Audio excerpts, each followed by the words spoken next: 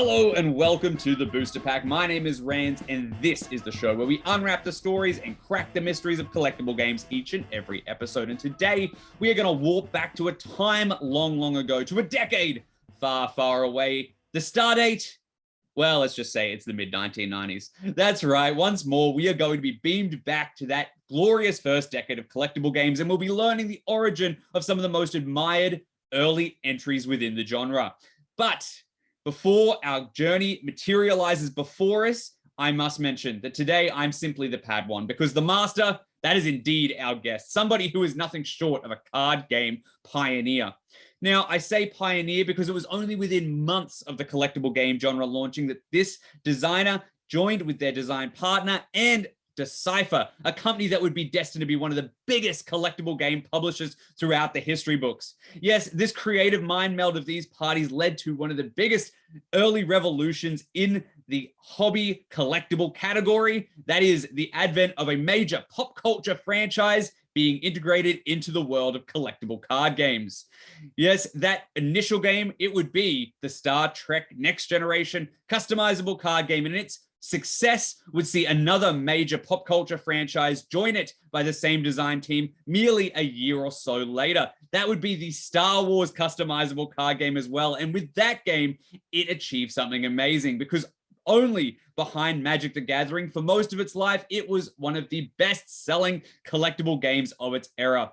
Now, as I've mentioned, joining me today is the co-designer of the aforementioned games and many more. They are also somebody I'm delighted to welcome to the Booster Pack, because they are a US chess master, a respected author, and as I've already mentioned, of course, a 5-star game designer. It is, of course, Tom Braunlich. Tom, how do you do? Thank you for joining me. It's great to be here. I'm really excited about some of the stories that you might be able to tell us and stuff. You were involved in some of the earliest years of collectible games. And as I said, did some pioneering work to bring, outside sources from the gaming industry into this particular world. And I think many people have loved you for it. But before we jump into those stories, why don't you give us an idea of when you were, just how you got involved with gaming professionally as well. It's not something everybody could do. So you tell us your story on that side of things. Well, I actually kind of backed into it. I was studying to be a journalist, actually, at Oklahoma State University.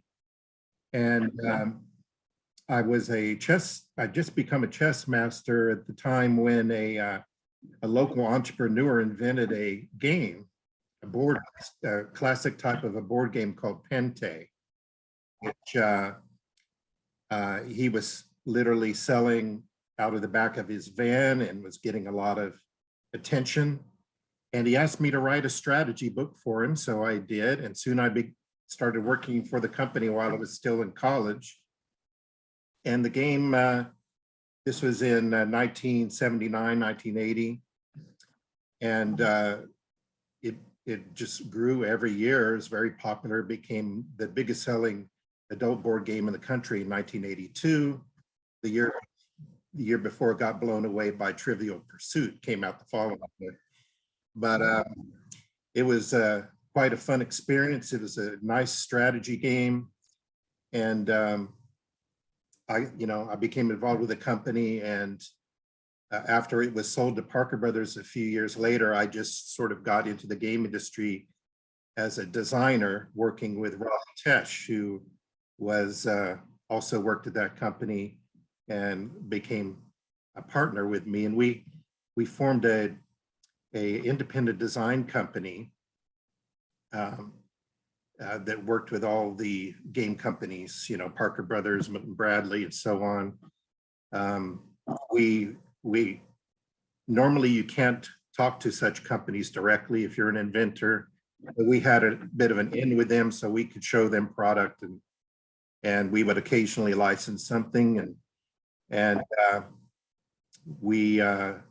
we did that for many years, and for about 10 years, until the collectible card game craze came along. And then we shut down all of that to work on those. They can be incredibly labor intensive from what I've heard from other guests, and I'm sure I'm going to hear the same from you today. Now, my question then is, you said you had all these amazing connections in the world of sort of games, and what little knowledge I have of the company Decipher before it sort of became, the collectible card game juggernaut that it was for a time, was that it was sort of in that same sort of space. There was a couple of games and stuff like that. Is that how you connected with Decipher? Tell me the story of how you connected with Decipher and Warren Holland, who is obviously its CEO. Yes, Warren, the name Decipher came from the first game that they produced. And the Pente Games Company, when I was there, made a deal with them to help promote that game, Decipher. It was a puzzle with a $100,000 prize for the first person to solve it. And I met Warren then. We became good friends. He's a very interesting person, very creative. And over the years after that, I would, show ideas to them, and we licensed a couple small games to them. One of my favorite games that we ever did was a game called Scratchies, which is a game for two people using the scratch-off card technology, like from lottery tickets. And I really loved that game. It was a disposable game, very inexpensive, but they were really interesting. That's such a cool innovation. The name is very resonant to me because I originally am from Australia. I live in Canada now, but the lottery tickets in Australia are called Scratchies. I don't know if it has any connection, but that's very resonant to me. I hadn't heard that, but it was a fun game, and the idea for that, Rollie Tesh and I, as designers or inventors, had a theory that one of the best ways to invent an interesting new game is to be aware of new technologies that are coming along. And so this was an example of that. The scratch-off technology was fairly new at that time. And so I asked the question, can we figure out how to play an actual game with that rather than just scratching randomly? And it turned out you can do lots of interesting things from a game perspective. And so that was a very successful product with them. Later on, we did a Star Trek game with them that was a VCR game, a game that used VCR videotapes while you played a regular board game. But every once in a while, the character on the VCR would come on and tell you to do something. And this one was one that's actually Decipher had made a deal on and asked us to design the game for them, so they had made a deal with Paramount. And that was a few years into the 90s. And because we had that experience with Star Trek at the Paramount Studios, a few years later, when the collectible card game came up because of Magic the Gathering, we thought, why don't we do something similar with Star Trek and make a deal with Decipher and see if we could make that work.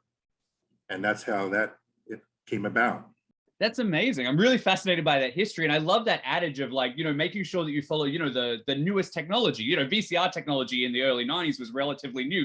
And I think I'm having a memory, if that video was hosted by like a Klingon or something like that, I think I had that game. That's unbelievable. I didn't know I knew your work before I knew your work, if you know what I mean. But the thing I want to ask then is that's an amazing coincidence that you were able to thread this through. So what do you remember, this new technology emerges for collectible games or collectible card games, which is, I guess the first thing you probably heard about was Magic. Tell me about your first time hearing about this new genre, this new technology, as we've put it so far, and what impact it had on you as a game inventor at that point. Well, it was huge. Actually, I have to give the credit to Rollie Tesh, my business partner, who became aware of this. And very early on, and he told me he thinks this is going to be a big thing. And at first I didn't understand it. What's the difference between this and just a card game with a whole bunch of cards in it? I didn't understand the concept of making your own decks and all that kind of strategy, and or the collectability issue as well. And but he soon convinced me of it, and we immediately thought of Warren Holland and Decipher, since they had a connection. And so it was the initial impetus. We did meet with Richard Garfield because we were living on Bainbridge Island, which is right across from Seattle, and the Wizards of the Coast was in Seattle. So we met with them at one point, and they were curious as to what we were doing, and so we told them and assured them we weren't going to copy what they were doing. So that's how the impetus of it got started in the first place. And again, it was a new technology that was coming along, this ability of printers to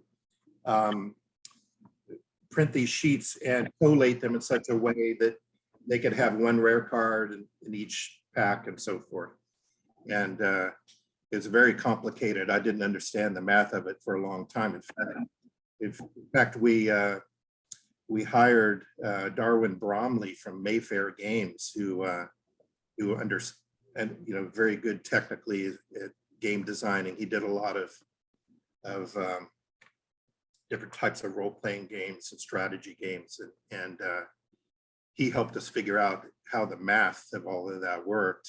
So that's amazing to hear, because obviously it sounds like you're leaning on other people in the collectible game space. Like, obviously, you mentioned Richard Garfield in there, who's the creator of Magic, and you obviously probably met with him and his team to sort of discuss what the idea of a collectible game was. It was such new, technology at the time, and such big work, as we've already mentioned. It probably was great to get some of that advice early on. And Darwin, as you mentioned, was head of Mayfair Games, who would eventually make two very interesting collectible card games as well. SimCity, they had the license for, and they also made Fantasy Adventures as well. Two amazing sort of games there. So it was awesome to hear that you're collaborating with the rest of the community. And it must be very interesting to sort of be part of this huge sort of almost like gaming revolutionary wave. Do you remember any advice that perhaps especially, the team from Magic or Richard himself might have given you guys as you were embarking on this journey?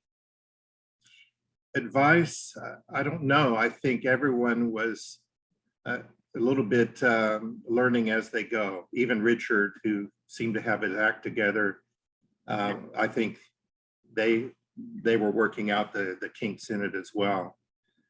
It was very strange for us, I think, because we had been 10 years already in the more traditional game industry, working with companies like Milton Bradley and Parker Brothers. And we knew all the people in that industry, and including a lot of the inventors who were independent. For example, we were good friends with Sid Saxon, who was Hall of Fame inventor, invented Acquire and many of the classic board games. And so that was the type of inventors that we were familiar with. And this new product that became its own genre was completely different. It's much more mathematical, more nerdy, and yes, it is very different from a Chutes and Ladders variant or something like that. There is a lot of complexity, and you mentioned math there. Obviously, Richard Garfield, the creator of it, was a math doctorate or something at the time, PhD at least, and he would obviously use that combinatorial math that he was studying to sort of build upon that game, which is really fascinating. Now, what I guess I want to ask is, you've sort of got this in with a franchise. Magic comes out, and of course the idea would be naturally, hey, this would be great if it was, be it James Bond or Star Wars, or in this case Star Trek initially, and you have this in already. It's a great opportunity. You have somebody at Decipher. Now tell me a little bit about the relationship of how Decipher changed with this new product coming in, the learning and the teething problem. And I guess the other question I have were, it sounds like you were already a Star Trek fan at the time, or was this something that was relatively new to you outside of this work you'd already done? Well, I was a Star Trek fan, but I was not a super fan. When I was in college, I had a roommate who was a super fan. So they would show Star Trek reruns on the TV every afternoon. And we would watch it together, and I would say, oh, this is the one with the Gorn. And he would, before I could finish that sentence, he would tell me what episode number it was and what the proper.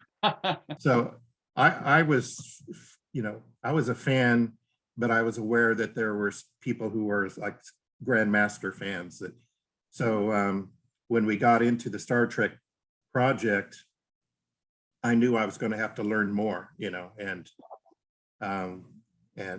the Paramount actually helped us. They, Michael Okuda, who wrote the Star Trek Encyclopedia, was there to answer our questions and help us research all the lore and things like that go on the cards. And more than that, once we got into the project, well, first we had to design the game, but once that was done, I got assigned the job of going through all of the tapes of all of the Star Trek episodes. And I had a great, huge spreadsheet and the ability to video capture individual frames from, we got special tapes from Paramount that had the time codes on them. So I went through all of those episodes with a fine-tooth comb, taking frame captures of anything that might be an interesting card, interesting characters, equipment, ships, red alert signs, all kinds of stuff. And that took forever. It was literally months. I was like in a cave doing that. And I thought I knew those episodes well because I'd seen them all during the first showing of the series, which at that time had ended just a year or two before. This is in 1994, I guess. But I just learned so much about the show. So you became a super fan by proxy, basically. You were almost the one who could name the episode by title by the end of that experience, by the sounds of it. But before we got to that level, we proposed the project to Decipher. They loved the idea. They went with it. One nice thing about Decipher, as a small company, they could move quickly on something like this.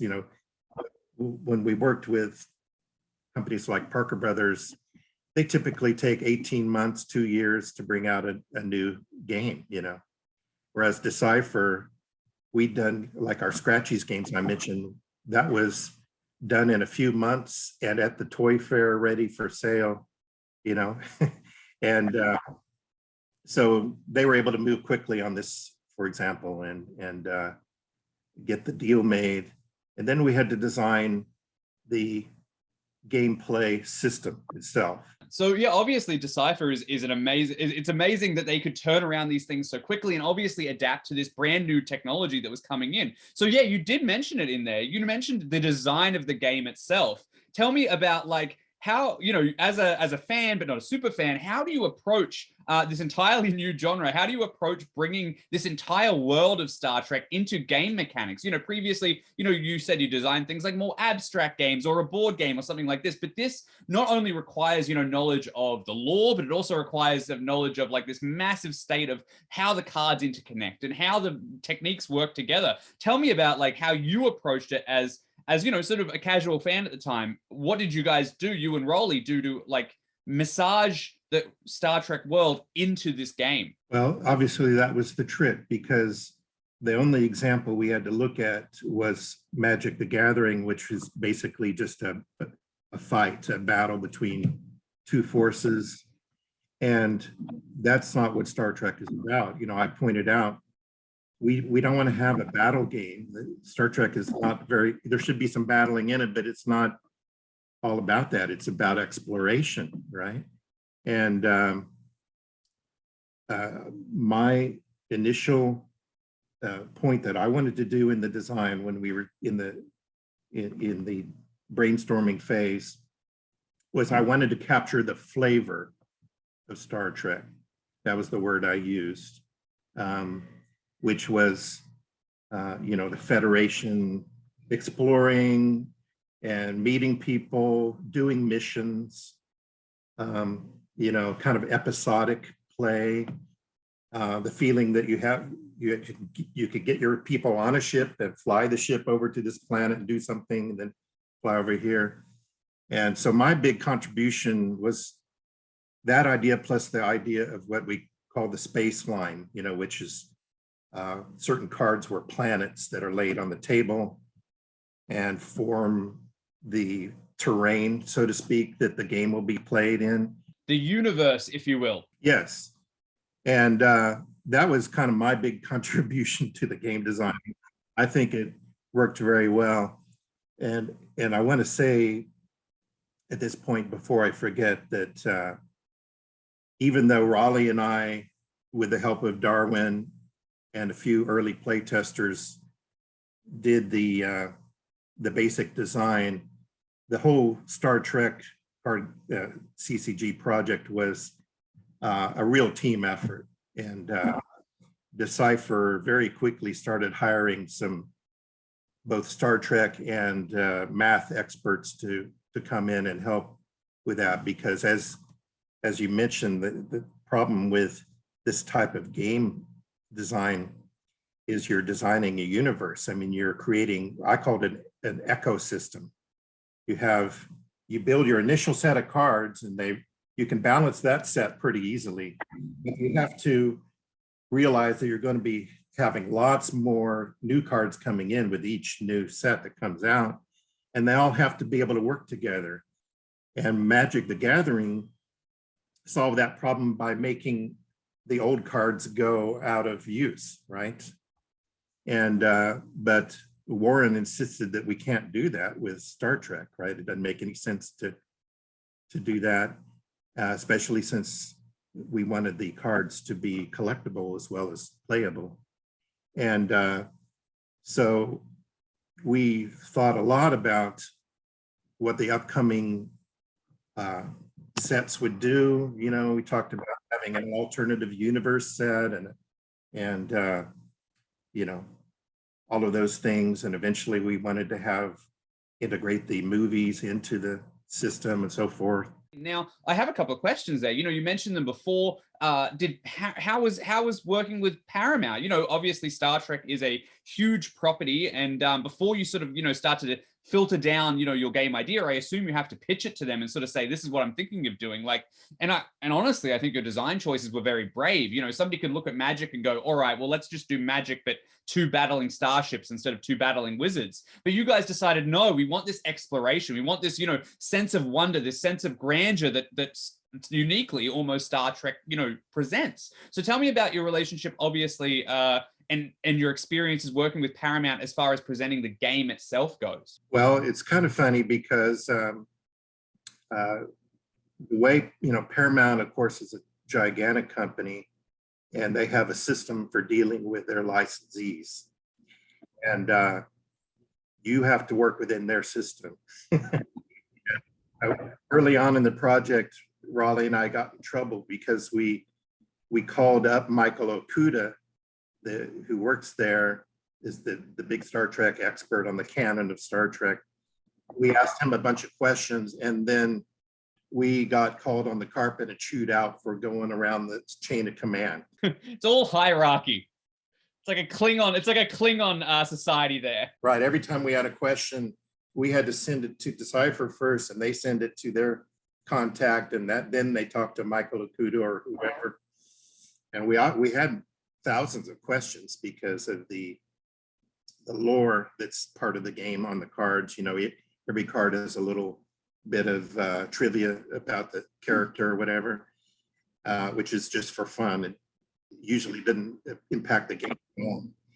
And but yeah, you called it a brave choice, and I agree. You know, when I proposed and pushed for this general design with the space line and everything, I knew it was kind of a radical type of gameplay, and I wasn't even sure it would work very well.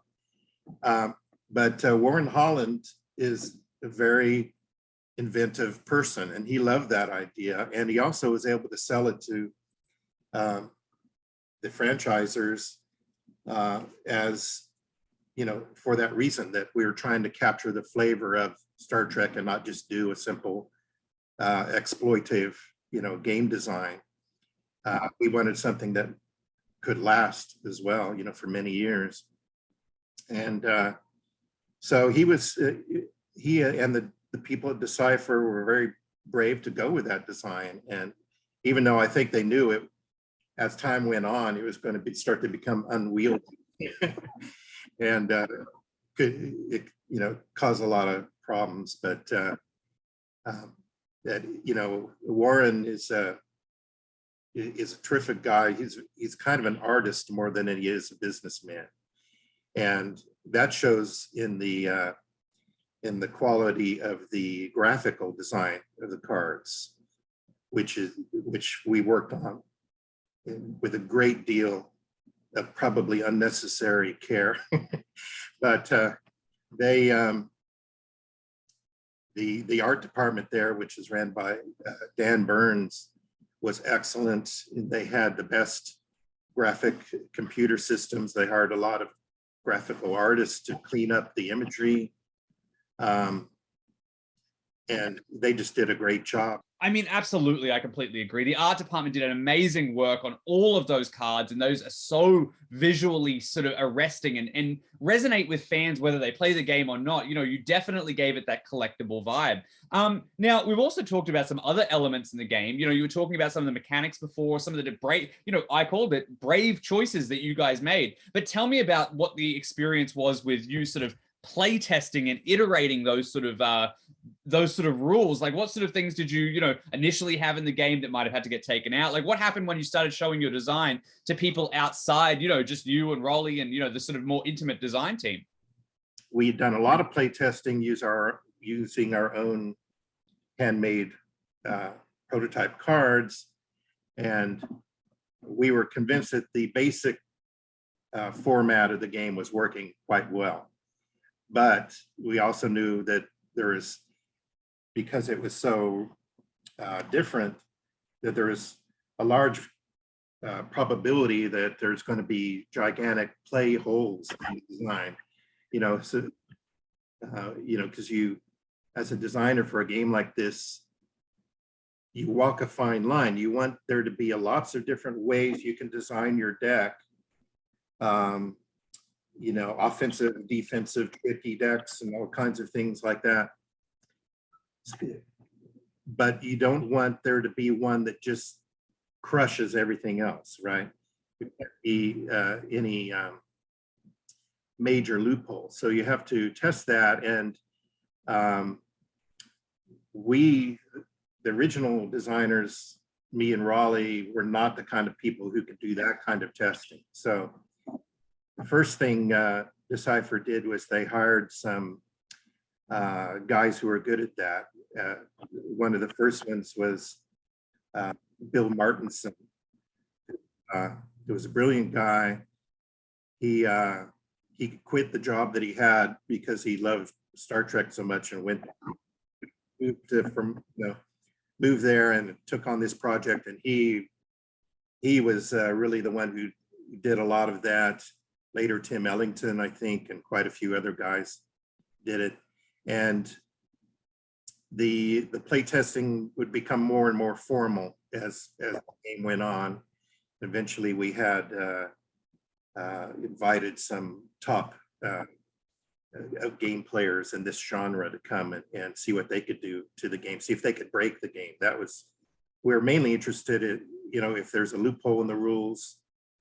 Could just be the way the rule was written, or it could be that the whole concept the rule was trying to get at was not working, and I don't remember too much of that for Star Trek. I think it survived pretty well. It just needed a lot of tweaking, and those guys did all that because about the time that the Star Trek work was winding to a close and we were committing to the game design, we started working on the Star Wars design. And I got transferred to work on that and didn't didn't see the finish of the work for the Star Trek design, really. Yeah, it sounded like such a busy period, right? Like it was so much obviously going on and so fast moving, as we've mentioned so far. I wanted to call out, obviously the playtesters did an amazing job, and there was there's always going to be a couple of issues with these sort of things, but and people will be able to see this a little bit more if they're watching the YouTube version, a little bit more superimposed. But I'm going to show Tom here just some of the artifacts that I've sort of got for this show. So I've got some of the original sort of playtest cards here and stuff like that. They're not the originals. These are replicas of ones that playtesters have shared with me over time. But there's some interesting ideas here that didn't make it into the game. Obviously, famously, Whoopi Goldberg's character was in the playtest set and didn't end up making it into the final set. And there's a couple of other really interesting things as well. Stephen Hawking, which I believe ended up becoming probably Albert Einstein, possibly because of rights issues, was something that was in the playtest set as well. And something else I really found fascinating, you guys were obviously wanting to not only inject a sense of wonder for the universe in the game design, but a lot of fun as well. There's a card here that I found in the playtest set that I especially wanted to call out. It's called Game Time. And the interesting thing about that is it asks the players to play rock, paper, scissors, and then the winner of a best of 3 ends up getting another turn after that one. So there's obviously some fun stuff in there that you guys were thinking about. Yeah, well, that's obviously a late night brainstorming card there. We tried to encourage that, and encourage the playtesters to suggest cards as well. One of the things about a game like this, you have what we call noun cards, which are characters and ships and those type of things that have a name. But then a game like this also needs what we call verb cards to interject play,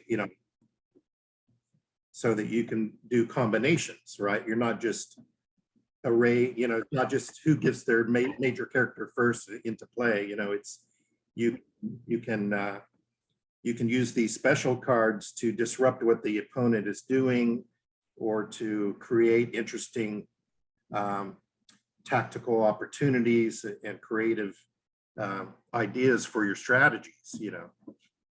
In a lot of ways, those are the most important cards, because first of all, there's the ones that are likely going to be broken at some point, if they're too powerful.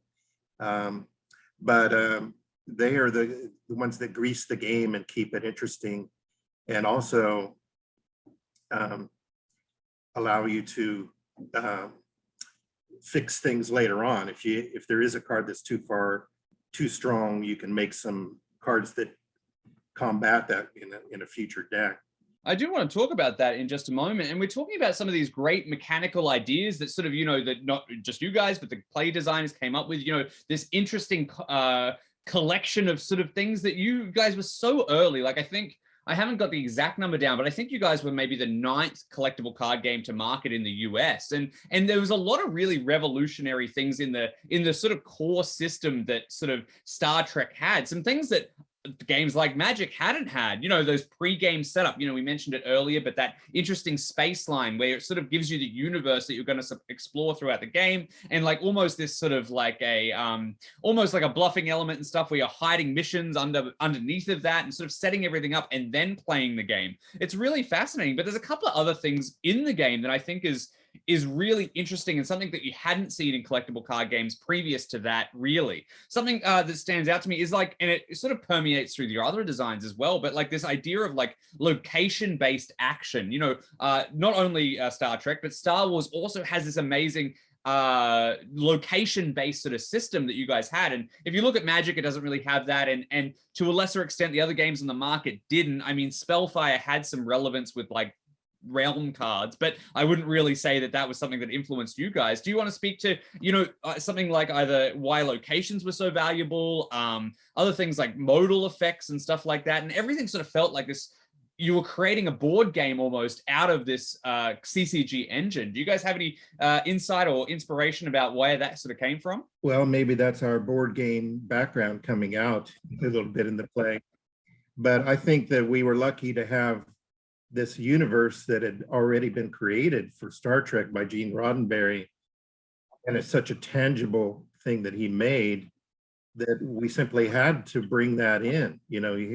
it was, like I said, it was important to capture the flavor of the game. And in Star Trek, it's not a story that is about battle. It's about exploration, and all of the things that the Federation stands for, and as well as the bad guys, you know, the Klingons and the Romulans. Trying to, you know, similarly, we tried to give you the feel of those characters and their cards. Well, that's something I love about the game as well. Like, you know, you guys infused a lot of the Star Trek philosophy. You know, the Federation is about peace, so they can't attack. The Klingons are about aggression, so they can. You know, it was something that's, again, like I said, very brave for a card game, where if you look at the other games at the time, basically the rule system functioned basically in a parallel way. It was almost, you were doing this asymmetrical design for your different sort of facets.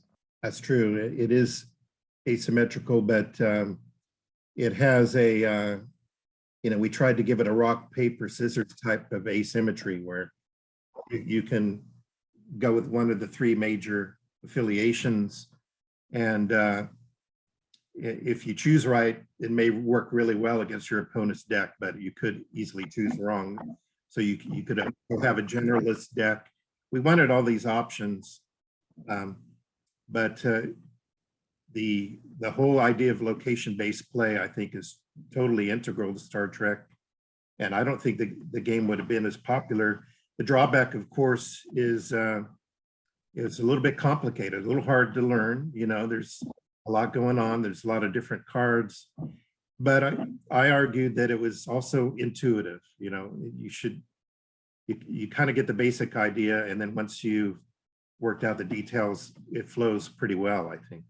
I would agree with that. I do think that, you know, it makes sense. You know, like canonically, it's like, okay, so this is my ship. I'm putting people on a ship. You know, you've got to learn what the icons mean and stuff like that. But then I'm beaming down my team. If anybody has had the experience of watching a Star Trek episode, then goes into playing the game, there is an innate resonance that the game has that'll certainly be like, well, this makes sense, right? Like, it's not as arbitrary or, you know, abstract as say something like Magic the Gathering, where it's like, okay, I've got to understand like these sort of things. You know, I mentioned locations before, and Magic the Gathering has locations in the form of land, but they're so irrelevant. But in your game, their flavor, their feel, you know, you've got these outposts. It's really quite fascinating. And I would love to be able to talk to you more and more about the amazing design that you guys did for Star Trek in particular. But we are sort of unfortunately running out of time. There's so much to talk about in this great expansive universe. So, you know, we haven't talked about some of the expansion or anything, but I did want to ask, you know, what do you remember about launching that game? What memories do you have about sharing it with not just the CCG community, but fans of Star Trek who may have never played a CCG before?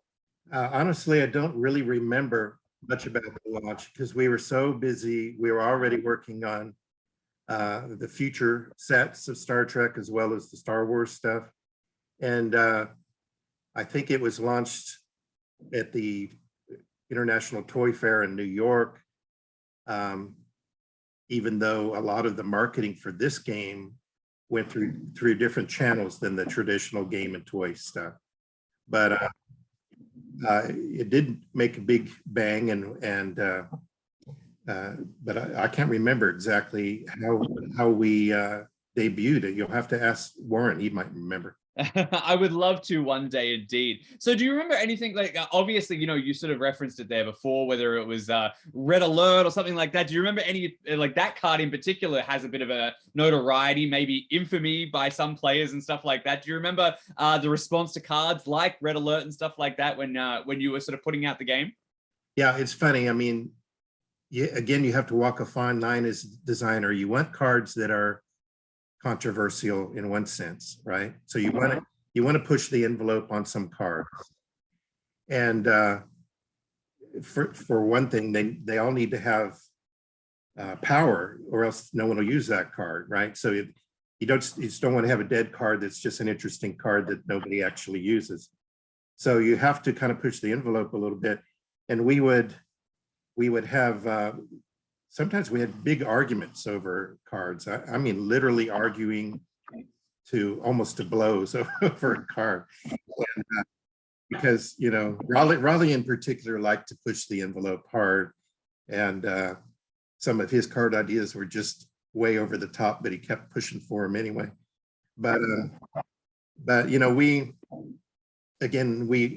knew some of these cards were going to be controversial or broken. We tried as best as we could to make sure they weren't, but it was inevitable that they would be. But that's part of the that's part of what goes on with these designs.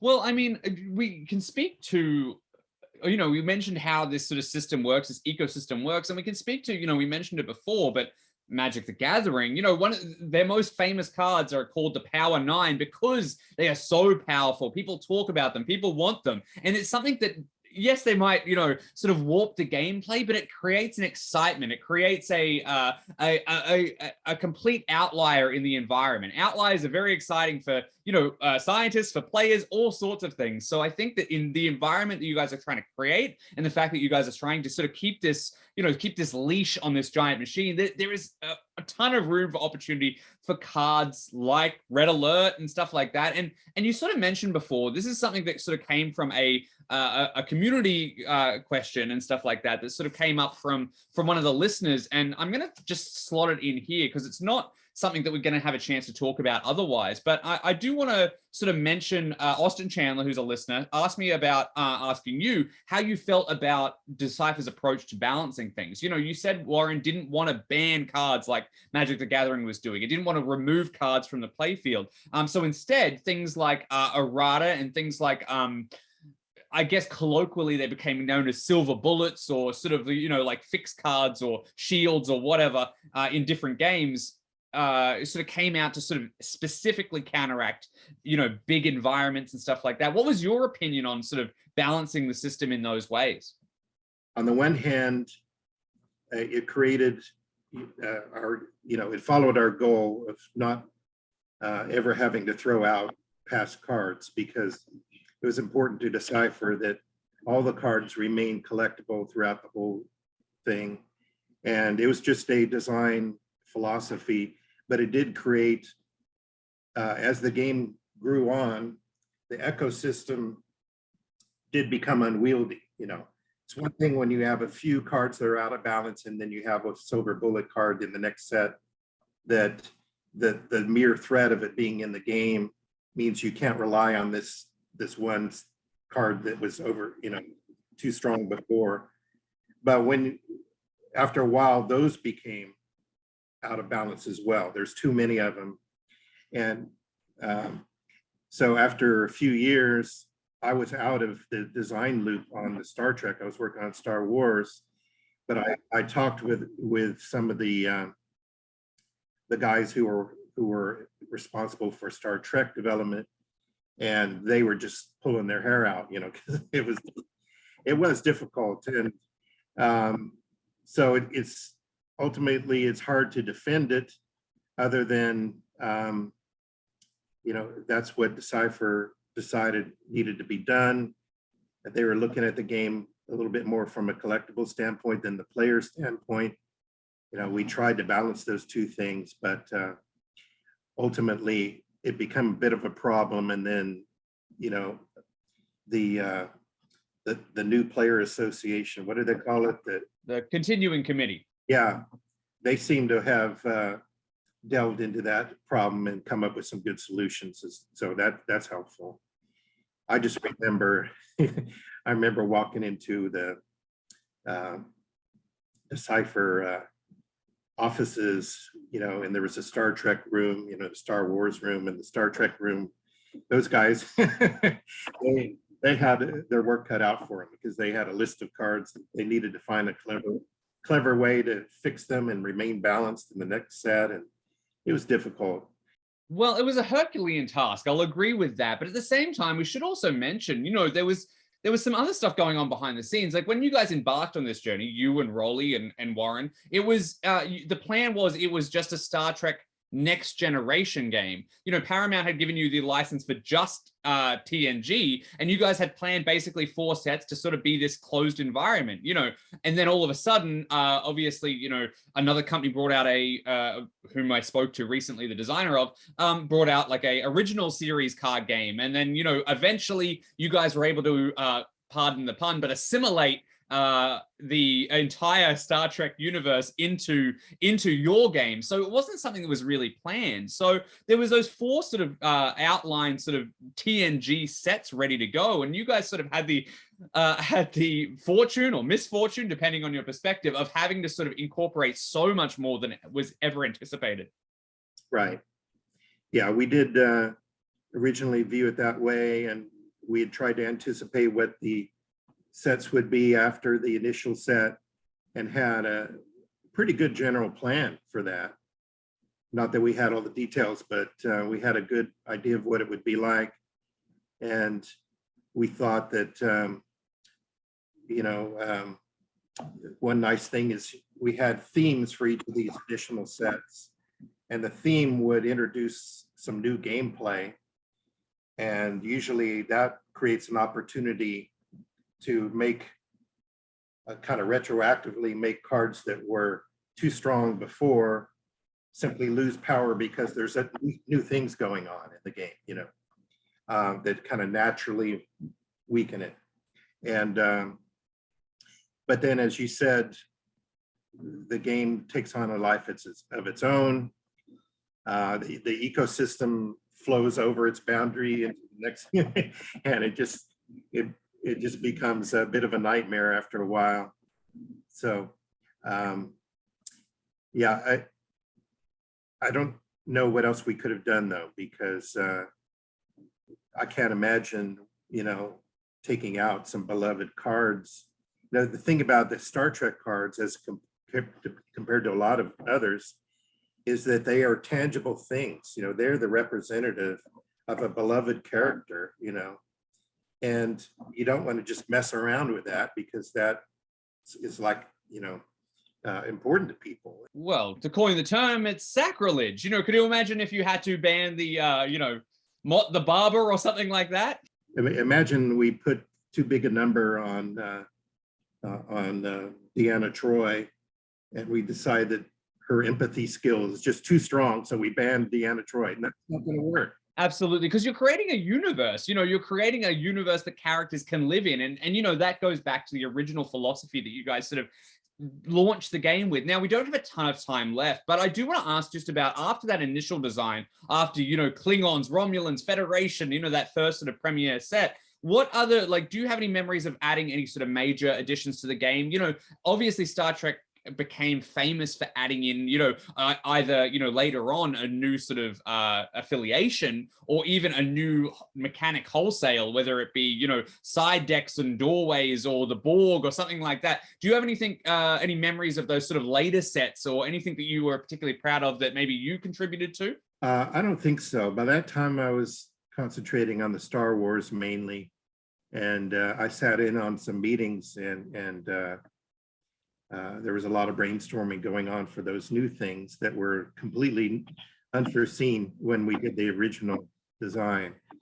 So I could only hope that they would fit, but I knew it was going to be tough, and that's why they were always pulling their hairs out. But I think they did a pretty good job of it, and so I think that it is what it is. It's unwieldy, it's overly complicated. There's some very annoying cards that were in there. But what are you going to do? The alternative is even worse. So we did the best we could with it.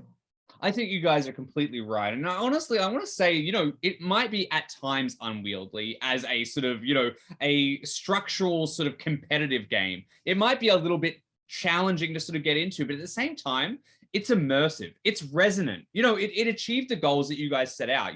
There's no reason that we should sort of sit back and be like, oh, it wasn't this perfect competitive game out of the gate.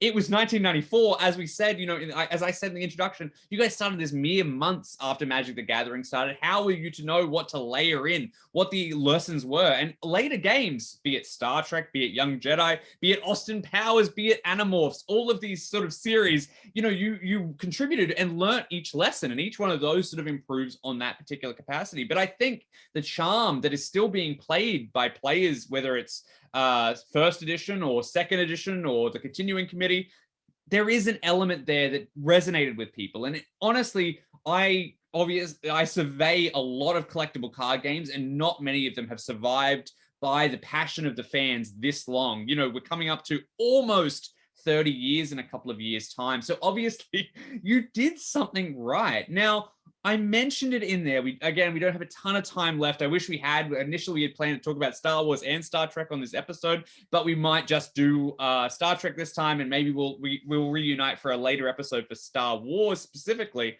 But let's just stick it on Star Trek. My question is, later on, Star Trek sort of tried to answer some of these questions, and Decipher tried to answer some of these questions and issues by integrating a new rule system, an entirely new game, in fact, called Second Edition. Were you consulted on that? Did you have any perspective on that? Do you have any stories about Second Edition or anything like that?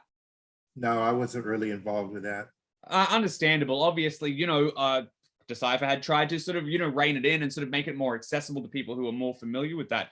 But before we sort of check out today, like, do you have any other great memories, whether it's, you know, convention memories, world championship memories, any other amazing memories about your time with the Star Wars property, Star Trek property, and sort of the sort of game that you created? Because again, you know, it's still resonating with people to this day. I just want to emphasize again, the really fun thing about it as a designer was the teamwork involved and the interesting people. Both in Star Trek and Star Wars, the people who worked on these games along with us, like Bill Martinson and Tim Ellington and others, they were all fans of the game. You know, they wanted to do right by the Star Trek universe. And I've been in the game industry long enough and worked with lots of different types of games, and that's not always the case. You often see some company acquiring the rights to do a game in a certain genre for a beloved franchise, and they put out a bunch of junk that just doesn't fit with the theme of the franchise at all. And I love what Decipher did. They made it a priority to be right to Star Trek and do right by it. I think Gene Roddenberry would have loved this game if, you know, he passed away by then, but he created this beautiful universe that even now, the new series that's out, Brave New Worlds, I love it. It's a return to episodic Star Trek, you know, and reminds me of when Next Generation was new, or I'm even old enough to remember when the original series came out. But I really felt good about being part of his universe. I mean, we felt we were contributing to it because we were allowing players to play around with not only with the characters, but with the stories that have been created by all the Star Trek writers over the years. And, you know, because each of those planets on the space line came from a certain episode, and the mission you're supposed to do reflected that on that planet. And so you're essentially taking all the stories of Star Trek, that whole universe, and amalgamate them, you know, being creative with them as players. And I really love that aspect of it, and the teamwork. Because everyone there knew about that. Everyone had that philosophy that we were doing something special. We weren't just exploiting the license that we had. We were doing something cool with it, and that was a lot of fun. So that's my best memory. I mean, and what a special memory. And as we've mentioned already, there is people who are still playing an iteration of your game literally 28 years later, and I'm sure they're going to be playing it 30 and 50 years. It's something that people have sort of started to gravitate towards because you guys weren't selling out the property. You guys were really trying, you know, whether it's Warren's visionary or your intent when you guys were designing initially, it is absolutely fabulous to see the love that this game has generated. And the fact that the community, you know, you mentioned it before, but the continuing community, regardless of the holes, much like Star Wars plots, regardless of the holes along them, they're sort of willing to work with them because they love it so much. So before we go out, unfortunately, like I said, we're not going to have time to talk about Star Wars in this episode, but we'll get together and talk about that another time. We have 2 community questions to sort of go out on.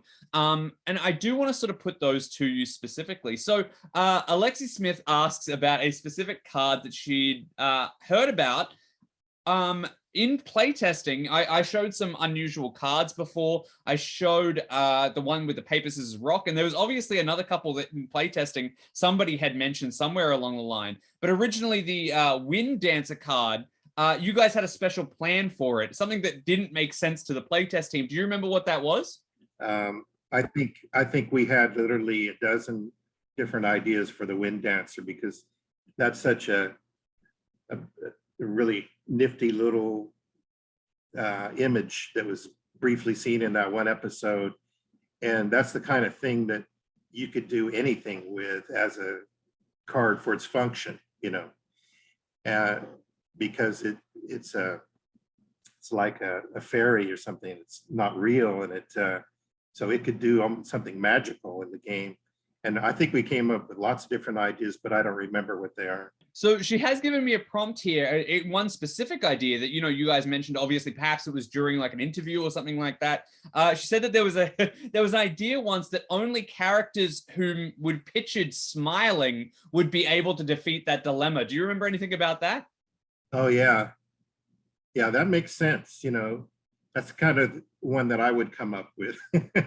I think it was, by the sounds of the interview. I'm starting to remember that now.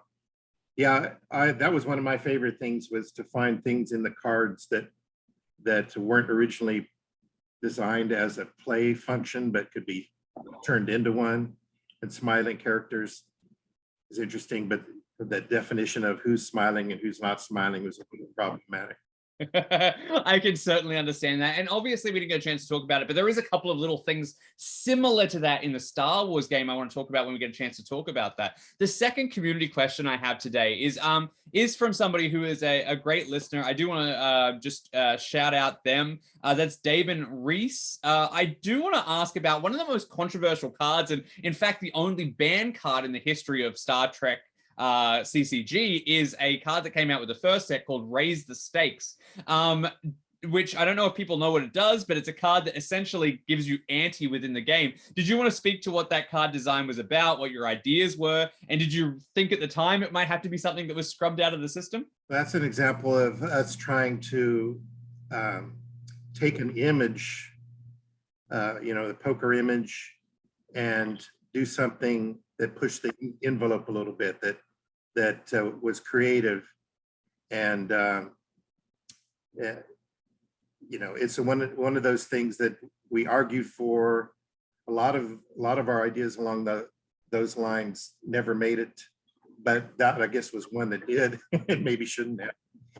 Yeah, but it's hard to tell in advance what ideas like that are going to work well and what won't. And I guess that was one that was just too much. Well, the interesting thing we should mention about, historically speaking, you guys were, again, this is 1994, and at the same time, Magic still had that anti-rule where you could play it. And you guys were sort of working in this sort of voluntary way to sort of engage that. One of the big feedback that Magic got in its, almost immediately after its launch was, this anti thing is not for me. So you guys were like, oh, well, hey, let's just have an optional version of it. But obviously in competitive play, those sort of things become an issue, and obviously they end up getting banned. But I think it was very innovative, again, to speak to the sort of bravery that you guys had when designing this game. Yeah, makes me wonder if we should have put an icon on the cards that meant that these were not meant for tournaments. They're meant for just fun play, something like that. Might have been a good idea. But those are things you learn after you've published the first set and you no longer have the option to do things like that.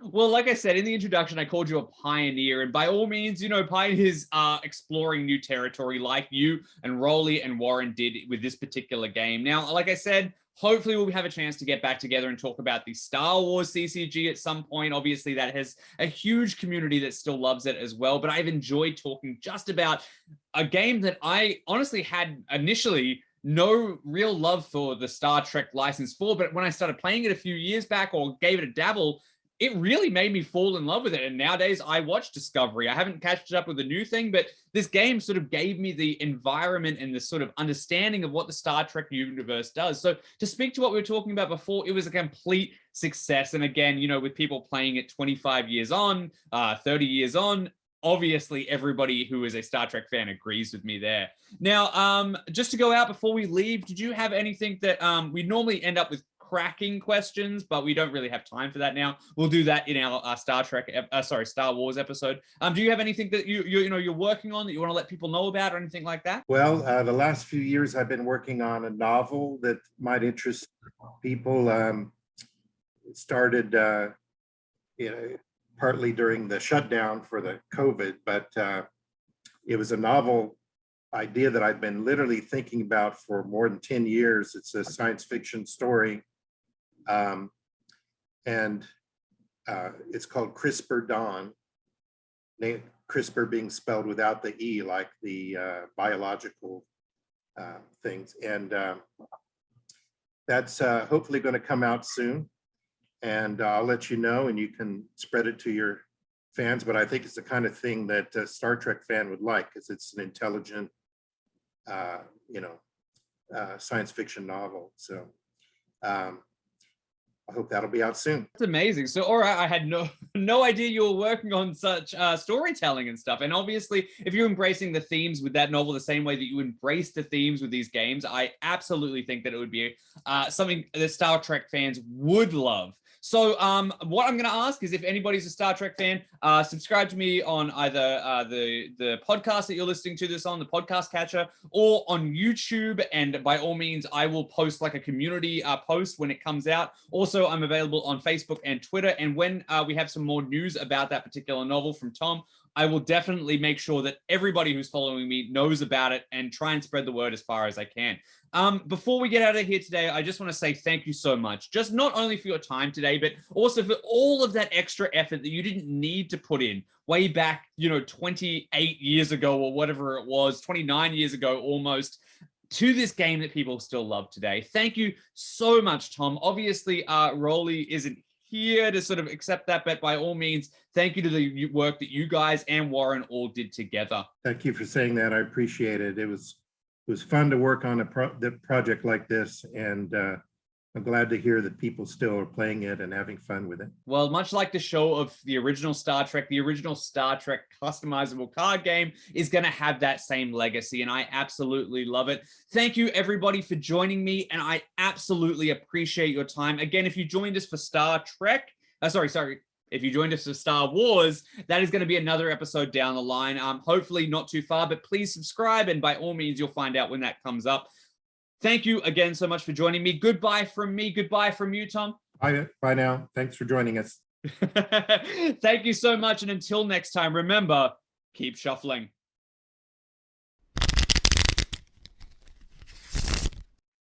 And there you have it, our episode, or at least part one of our episode with Tom Braunlich. It was absolutely amazing to hear his philosophy of the design of the Star Trek game. And unfortunately, we didn't have time for Star Wars, but thank you guys so much for joining me. And of course, if you have any questions for Tom, it might not be too late to ask them. So let me know via social media, whether that's facebook.com/CCG History or twitter.com/CCG History. By all means, a follow on either of those platforms also goes a long way. Or via the comments on YouTube, if you're watching this episode on YouTube when it goes up first, or even if you're not watching it when it goes up, let me know what your favorite Star Trek set was, what your favorite card was. Let me know all about what you loved about the Star Trek CCG. I love hearing people's own personal CCG stories as well.